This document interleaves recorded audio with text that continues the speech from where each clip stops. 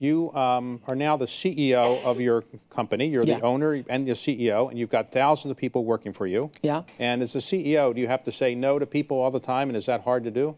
You get other people who say no. No. For you. Okay.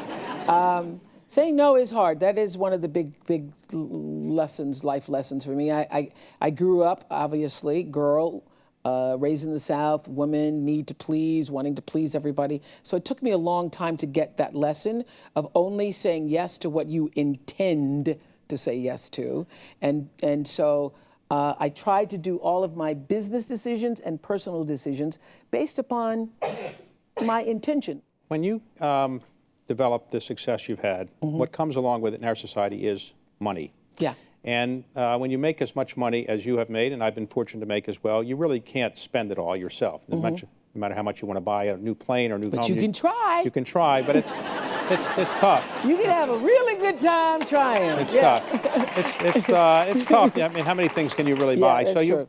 Can you talk about your philanthropy, how you decide to give away money? And by the way, you just recently became the largest donor to the Museum of African American History and Culture in Washington. Thank you for that. I agreed to be on that board over 13 years ago because I believe you are nowhere in life unless you know where you've come from.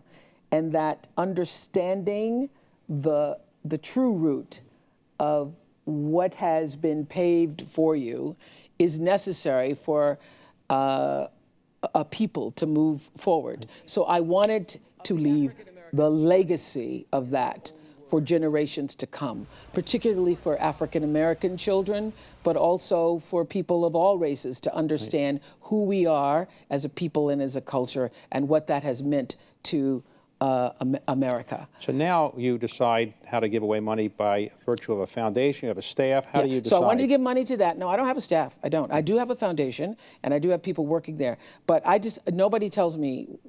Okay, but people call you all the time and say, give me money for this, give me money for that. I don't, how do you deal with all that? I don't pay any attention to that. I don't pay any attention to that. Okay. So in the beginning, I used to. In the beginning, David, I was so overwhelmed by it because I couldn't figure out when your salary's published in the paper, how much money you make, and everybody knows it, so you can no longer say, I don't have it. I couldn't figure it out. I was like, people were leaving home, leaving their husbands, boarding trains, coming to see me. I had people standing outside my door in Chicago.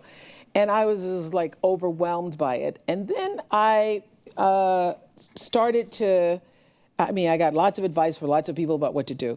I now only do what I intend that comes from what is important to me. So helping girls, because I was a poor girl and I know what that feels like, it resonates in my spirit. I know that when you change a girl's life, you not only change hers, but you change her entire community because girls give back to the family, give back to the community.